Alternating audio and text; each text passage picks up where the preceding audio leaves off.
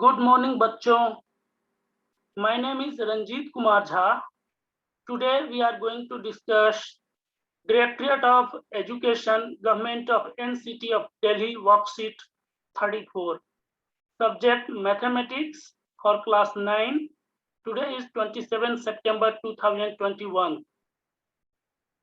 You have been provided the space to write your name and the name of the class teacher. Write your name here and the name of the class teacher here. Today's topic is area and perimeter. चलिए इसको सबसे पहले इसको read करते हैं, then इसमें बाद में क्वेश्चंस आएगा, उसको हम लोग सोल्व करेंगे। लेकिन सबसे पहले इसको रीड करते हैं। रिक्वायर्ड प्रीवियस नॉलेज, पहले जो इसको करने से पहले जो आपको नॉलेज चाहिए वो उसके बारे में यहाँ लिखा है। Recognition of figure such as square, triangle and quadrilateral, ये रिक्वायर्ड नॉलेज है। ये आपको पहले से पता होएगा, अगर नहीं पता है तो आप कमेंट बॉक्स में लिख देना, हम उनके बेसिक्स के वीडियोस बनाएंगे आपके लिए। चलिए अब इसको रीड करें। Children, you have already studied about figures of different shapes such as square, rectangle, triangle, quadrilateral. The floor of your classroom is rectangular. Its area and perimeter can be calculated. If you take a walk around the floor along its sides, the distance you walk is perimeter. So you have been given, ये कहना क्या चाहते हैं, जैसे कोई floor है, मैं आपको ये बता ही दूं कि फ्लोर है, मान लो ये एक फ्लोर है और इसके 4 साइड हैं, A, B, C, D। आप A से चलना शुरू करें, यहाँ से चलना शुरू करें, B तक आए, B से C तक और C से D तक और अगेन D से A तक। तो जितने डिस्टेंस आपने ट्रेवल कर लिया, चल लिया, वो इसका पेरीमीटर है। तो पेरीमीटर का फॉर्मूला दिया है 2 into length plus breadth. Figure देख करके भी आपको समझ में आ जाएगा। ये देख लो, एक रेक्टेंगल बनाते हैं, एक रेक्टेंगल है, तो इसके देख लो, इसके 2 साइड, ये वाले दोनों इक्वल साइड हैं और ये वाले दोनों इक्वल हैं। तो इसीलिए पहले हमने 2 लिख दिया है, दोनों तरफ का ये लेंथ ले लिया, लेंथ, और दोनों तरफ का ये ब्रेथ ले लिया, तो फॉर्मूला हमारा बन गया 2 इंटू एल प्लस बी। ये पेरीमीटर का फॉर्मूला है। Size of plane surface of rooms floor is the area of the floor. तो area of the rectangle is अच्छा, अब उसके बाद एरिया निकालने के लिए बात करें तो ये लेंथ इंटू ब्रेथ होता है। रेक्टेंगल अभी मैंने बनाया था, दोबारा बना लेता हूँ। इसका एरिया निकालना हो तो मान लो ये ए साइड है, साइड का मेजरमेंट ए है और इसका बी है, तो ये भी जाहिर सी बात है ए है और ये भी बी है, तो इसका एरिया निकालना है तो वो ए इंटू बी होएगा। तो length multiplied by breadth is area of rectangle. Unit of measurement for length and breadth is taken as metre और सेंटीमीटर। आपको पता ही है कि जो लेंथ है उसका ऐसा यूनिट जो होता है मीटर होता है, उसके डिफरेंट टेन के डिफरेंट वैल्यूज को सेंटीमीटर, मिलीमीटर, माइक्रोमीटर, वैसे हम एज पर रिक्वायरमेंट हम उसको यूज कर लेते हैं, किलोमीटर में भी यूज कर लेते हैं। अदरवाइज यूनिट ऑफ मेजरमेंट जो होता है वो मीटर, सेंटीमीटर वगैरह होता है। As perimeter is also the length of the boundary of a given shape, so unit of measurement for perimeter is taken as meter और centimeter। जाहिर सी बात है, ये क्या कहना चाहता है, मैं आपको इमेज बना के दिखा देता हूँ। मान लो ये एक रेक्टेंगल है, इसके एक साइड है तो कुछ ना कुछ मीटर होएगा, 1 मीटर, 2 मीटर या सेंटीमीटर, 2 सेंटीमीटर, 5 सेंटीमीटर। मान लो ये 5 सेंटीमीटर, ये कुछ ना कुछ सेंटीमीटर है, ये भी कुछ ना कुछ सेंटीमीटर है, ये भी कुछ ना कुछ, मैं कोई मैग्नीट्यूड नहीं लिख रहा है इसका, जस्ट यूनिट लिख दे रहा हूँ, ये भी कुछ ना कुछ सेंटीमीटर होगा। इसको भी नापेंगे तो कुछ माप मेजर करने पे कुछ ना कुछ सेंटीमीटर होगा। तो पेरीमीटर में क्या कर रहे थे हम, यहाँ से चल रहे थे और पूरा घूम करके ये पूरी राउंड पूरा करके यहाँ पे वापस आ रहे थे। इन सबको हम ऐड कर ले रहे थे, तो हम बोल रहे थे कि ये पेरीमीटर है, मतलब है ना। तो इन सारे सेंटीमीटर को ऐड करेंगे तो ये जो पेरीमीटर का यूनिट आएगा वो सेंटीमीटर में ही आएगा। लेकिन एरिया का जो यूनिट है, लेंथ इंटू ब्रेथ, लेंथ भी सेंटीमीटर में और ब्रेथ भी सेंटीमीटर में, इसको मल्टीप्लाई कर दो तो सेंटीमीटर स्क्वायर या स्क्वायर सेंटीमीटर इसको बोलते हैं। अगर दोनों मीटर में है, मीटर इंटू मीटर, तो ये स्क्वायर मीटर हो जाएगा। ठीक है। The unit of measurement for length and breadth is taken as meter or centimeter, etc. As perimeter is also the length of the boundary of a given shape. So unit of measurement for perimeter is also taken as meter or centimeter. Unit of measurement for the area of any plane given is taken as a square meter. अभी हमने बताया आपको, और square centimeter, etc. As you know, to find out area of triangle, we use the following formula. Area of triangle is equal to half into base into height. अभी उसको हम लोग आज यूज भी करने वाले हैं इस फॉर्मूला को। इधर कुछ एग्जांपल्स दिए हैं।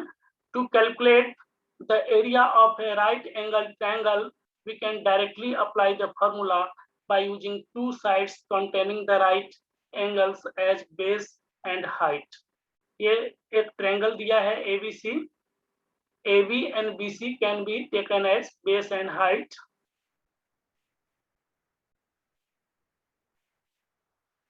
AB and BC can be taken as base and height. Therefore, area of right angle triangle ABC 1/2 base into height. तो इसको आप ये उन्होंने कहा कि AB को बेस ले लेंगे, ये वाले साइड की बात कर रहे हैं, और हाइट ले लेंगे हम BC को। तो फॉर्मूला को डायरेक्टली यूज कर लिया, 1/2 multiplied by AB into BC। इससे हमें इस ट्रायंगल का एरिया मिल जाएगा। एक एग्जांपल और नीचे दिया है, we can easily find out the height of an equilateral triangle if length of its sides is known. For example, एक ट्रायंगल दिया है DEF। इक्विलैटरल का मतलब क्या होता है, इसके जो साइड्स हैं सारे के सारे इक्वल होंगे। ये 10 सेंटीमीटर है तो ये भी 10 सेंटीमीटर है, और ये नीचे वाला जो साइड है ये भी 10 सेंटीमीटर है। इसको हाफ हाफ में डिवाइड कर दिया, इसलिए इधर 5 सेंटीमीटर लिखा हुआ है। 5 + 5 10 हो गया। तो इसमें हमें इसका अगर एरिया फाइंड करना है तो देख लो, एरिया के लिए तो हमें हाइट चाहिए, इसमें हाइट तो है नहीं। हाइट क्या है इसका, DG गिवन नहीं है क्वेश्चन में कि हाइट कितना है, तो DG हम फाइंड कर सकते हैं। हमने लास्ट वर्कशीट में पाइथागोरस थ्योरम हमने किया था, तो आप देख लो यहाँ पे परपेंडिकुलर है, ये 90 डिग्री का एंगल है, ये इसका हाइपोटेनस हो गया। ये क्या हो गया, हाइपोटेनस। DF जो है हाइपोटेनस हो गया। तो हम पाइथागोरस थ्योरम को यूज करके हम चाहें तो ये वाला जो D और इसके नीचे कोई पॉइंट, इसका कुछ भी नाम रख लो, G रख लेता हूँ, DG, हम फाइंड कर सकते हैं। कैसे, तो हाइपोटेनस का square is equal to square of the other two sides, हमने ऐसा ही पढ़ा था ना। तो DF का जो स्क्वायर है वो किसके किसके, तो हम GF के स्क्वायर प्लस सॉरी, ये हम DF स्क्वायर जो है ये किसके निकाल रहे हैं, इन दोनों के स्क्वायर का है। तो GF का स्क्वायर प्लस DG का स्क्वायर, ऐसे करके फाइंड कर सकते हैं। इन्होंने भी सोल्व किया है, पहले हम समझते हैं इन्होंने कैसे सोल्व किया है। मैंने आपको बताया कि क्या टेक्निक है। इन्होंने फिगर को रीड्रॉ कर लिया और यहाँ पे ये नहीं, ये दूसरा है, हम इसी में इसी को दोबारा आप समझने की कोशिश करते हैं। ये जी दिया है, नेम दिया है, जी यहाँ पे बना हुआ है, लिखा हुआ है, ये जी है। तो DG स्क्वायर आपको पता है कि DG स्क्वायर और GF स्क्वायर सम हो, इन दोनों का जो सम होगा वो DF स्क्वायर के इक्वल होगा। तो DG स्क्वायर को DF स्क्वायर, ये ऐसे लिखा है, मैं आपको लिख के दिखाऊं तब ज्यादा क्लियर होगा। इन्होंने लिखा हमने क्या पढ़ा हुआ था कि हाइपोटेनस का स्क्वायर जो होता है दो जो दूसरे साइड्स हैं उनके स्क्वायर के सम के बराबर होता है। तो ये डी एफ का जो स्क्वायर है वो किसके किसके स्क्वायर के बराबर होएगा, जी एफ के स्क्वायर के बराबर होएगा प्लस डी जी के स्क्वायर के बराबर होएगा। हमें डी जी स्क्वायर फाइंड करना है, so D G square is equal to, इसको जी एफ स्क्वायर को हम डी एफ स्क्वायर के साइड में लेके आए तो D F square minus G F square, या इस साइड से अगर हम देखें तो इजी स्क्वायर हो जाएगा। मतलब हम इस साइड से अगर देखें तो इस साइड से हाइपोटेनस ये होगा, क्योंकि ये 90 डिग्री है। हाइपोटेनस को कैसे पहचानते हैं, the side opposite to the 90 degree angle, तो हम हाइपोटेनस मानते हैं, वही होता है हाइपोटेनस। तो इसमें अगर डीई स्क्वायर को अगर देख रहे हैं तो डीई स्क्वायर किसके इक्वल है, डीजी स्क्वायर के प्लस ईजी स्क्वायर के। हमें चाहिए क्या, डीजी, तो हम इसको इस साइड में लेके आते हैं तो हमारे पास बचेगा DG square is equal to DE square minus EG square. यही किया है, DG square is equal to D square minus EG square. हमें वैल्यू गिवन है कि जो डीई है वो 10 है, गिवन है हम लोगों को, और हम जानते हैं कि ये हाफ में डिवाइड किया है इसको, तो ये 5 होएगा। तो 10 का स्क्वायर माइनस 5 का square that is 100 minus 25 that is 75। 75 को अगर आप फैक्टराइज करें तो 75 इज 5, 25 हो गया, फिर 5 नहीं ये 15 हो गया, सॉरी, और 3, तो ये इक्वल टू हो गया रूट 75 की बात कर रहा हूँ, 5 मल्टीप्लाइड बाई 5 मल्टीप्लाइड बाई 3, इनका पेयर बन गया तो इसको बाहर निकाल लो, 3 का पेयर नहीं बना तो ये 5√3, तो ये डीजी का हाइट 5√3 आ गया। तो एरिया हम कैसे निकालते हैं, 1/2 बेस इंटू हाइट। तो हाइट हम लोगों को पता लग गया है, ये 5√3 है, और तो हम इसको कैसे फॉर्मूला में डालें, एरिया कैसे निकालें, 1/2 बेस कितना है इसका, ई एफ है दैट इज 10, और हाइट कितना है इसका 5√3 हमने अभी निकाला है, ये 5, तो आंसर आ गया 5 5 जा 25√3 का भी आ गया। उन्होंने ऐसे ही निकाला है, half into base into height. Half base क्या है, ई एफ है ना, हाइट क्या है, डीजी है, तो हाफ इंटू 10 इंटू 5√3 कैलकुलेट किया तो 25√3 का स्क्वायर सेंटीमीटर आ गया आंसर। नेक्स्ट क्वेश्चन है, सोल्व किया हुआ क्वेश्चन है, look at triangle PQR to understand how we find height of an isosceles triangle। isosceles triangle का मतलब होता है कि इसका दो साइड तो इक्वल होगा, बनाया भी है, दो साइड इक्वल है, और तीसरा साइड गिवन होएगा, हमें पता करना होगा। इस तरह मतलब आइसोसेलेस का मतलब है कि ट्रायंगल के दो साइड इक्वल, ठीक है। तो ये ट्रायंगल बनाया PQR जो आइसोसेलेस है, मींस इसके दो साइड इक्वल हैं, और ये इक्वल साइड्स कौन कौन से लिखे हुए हैं, PQ और PR इक्वल साइड्स हैं।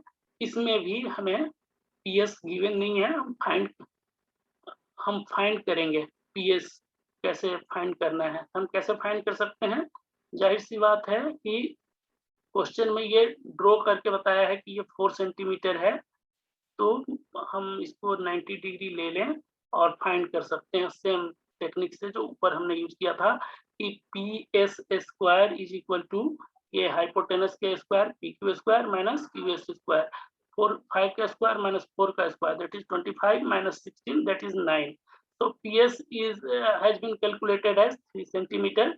तो area is half into base into height, half into base इसका कितना है, ये हाफ अगर इसके यहाँ से यहाँ पे अगर 4 है तो यहाँ से यहाँ भी 4 है, तो 4 + 4 8 है, 8 इंटू 3 दैट इज 2 से ये 8 4 टाइम्स में कट गया तो 12 स्क्वायर सेंटीमीटर इसका आंसर आ गया। If we want to find out the area of triangle lengths of whose 3 sides are known, but the height is unknown. We do not have a clue to calculate the height. Try doing so. If we are unable to find out the height of a triangle, then to calculate its area, we use Heron's formula. We will study about in next time. चलिए नीचे और कुछ लिखा है, try yourself. तो आपको ये question खुद ट्राई करना है अपने नोटबुक में। चलिए इन क्वेश्चंस को हम लोग ट्राई करते हैं।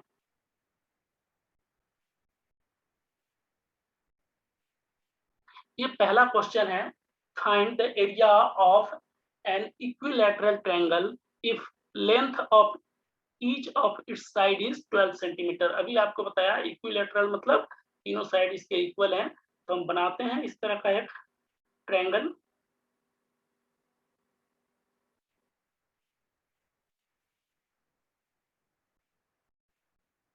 एक इक्विलैटरल ट्रायंगल बनाने का कोशिश किया है जिसके तीनों साइड इक्वल हैं। इस ट्रायंगल का नाम लिख लेते हैं, ये ए बी सी इस ट्रायंगल का नाम है। और दिया है कि each side is given 12 centimetre. ये 12 सेंटीमीटर है, ये भी 12 सेंटीमीटर है, और जाहिर सी बात है कि ये भी 12 सेंटीमीटर होएगा। इसको थोड़ा और नीचे लिखते हैं 12 सेंटीमीटर को, क्योंकि हम इसको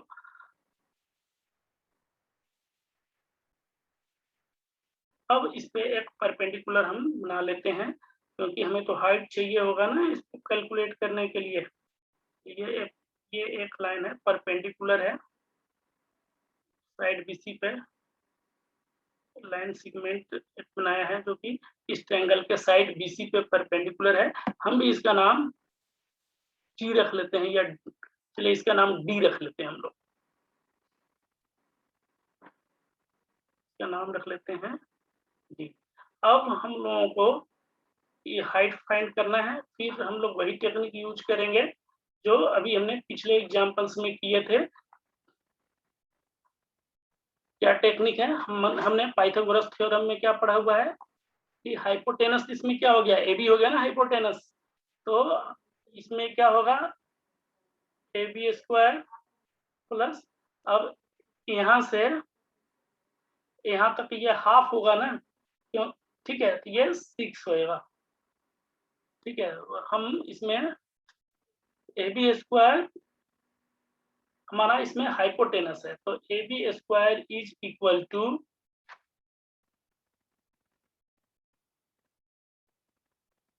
ए D square plus B D square.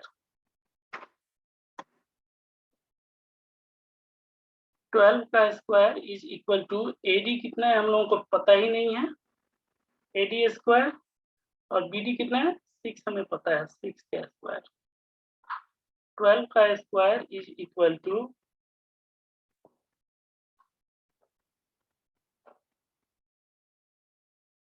A D square plus 36। 144 is equal to AD square plus 36. So AD square is equal to 144 minus 36. AD square is equal to 10108. Again, AD is equal to root 100 108। इसको solve करके देख लो। 108 का factorise करो, 2 5 जा 10 27।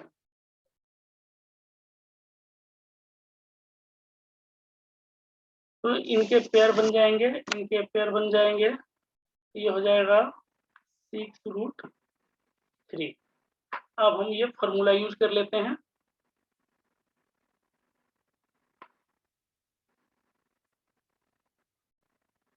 Area of triangle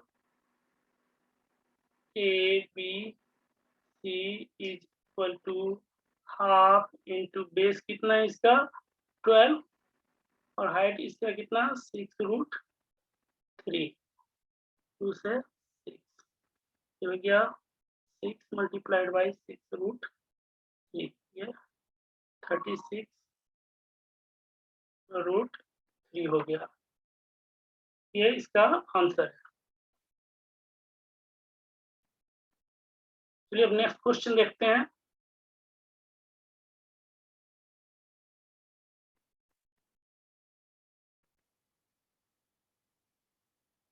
ये दूसरा question था, नहीं पहला क्वेश्चन था, दूसरा क्वेश्चन ये है। Find the area of an isosceles triangle in length of its equal sides are 10 centimeter each and length of its third side is 16 centimeter। तो हम इसी हिसाब से ट्रायंगल बना लेते हैं। लीजिए ये ट्रायंगल बना लिया हमने, ये आइसोसेलेस है, मींस इसके दो साइड इक्वल होंगे और तीसरा साइड अनइक्वल है। तो दो साइड जो इक्वल साइड्स हैं वो 10 है और ये 16 सेंटीमीटर है। ट्रायंगल का नाम इसमें भी ABC दे देते हैं हम लोग। इसमें भी एक परपेंडिकुलर, इसका हाइट हमें चाहिए होगा, परपेंडिकुलर ड्रॉ करते हैं। ये परपेंडिकुलर है, ड्रॉ किया है, ये 90 डिग्री का होगा और साइड AB इसमें भी हाइपोटेनस हो गया। ठीक है, हमें ये इसका नाम हम D लिख लेते हैं। तो पहले हमने टेक्निक यूज कर रखा है, AD स्क्वायर क्या होगा, हाइपोटेनस के स्क्वायर में से इसको माइनस करते हैं, तो AB स्क्वायर माइनस यहाँ तक है ना, यहाँ से यहाँ तक BD स्क्वायर। BD कितना होगा, ये टोटल 16 है तो BD होगा 8 सेंटीमीटर। तो AD square is equal to, AB हमारा 10 है तो 10 का स्क्वायर माइनस 8 का square, AD square is equal to 100 minus 64, AD square is equal to 100, ये हो जाएगा 36, 100 माइनस 64 इज 36, तो ये हो गया 36। AD is equal to √136 is equal to 6, ये इसका आंसर होगा। Thank you for watching this video. आपके मन में कोई भी क्वेश्चन हो आप कमेंट बॉक्स में लिख देना, हम उस पर आपके लिए अलग से वीडियो बना देंगे। Thank you once again.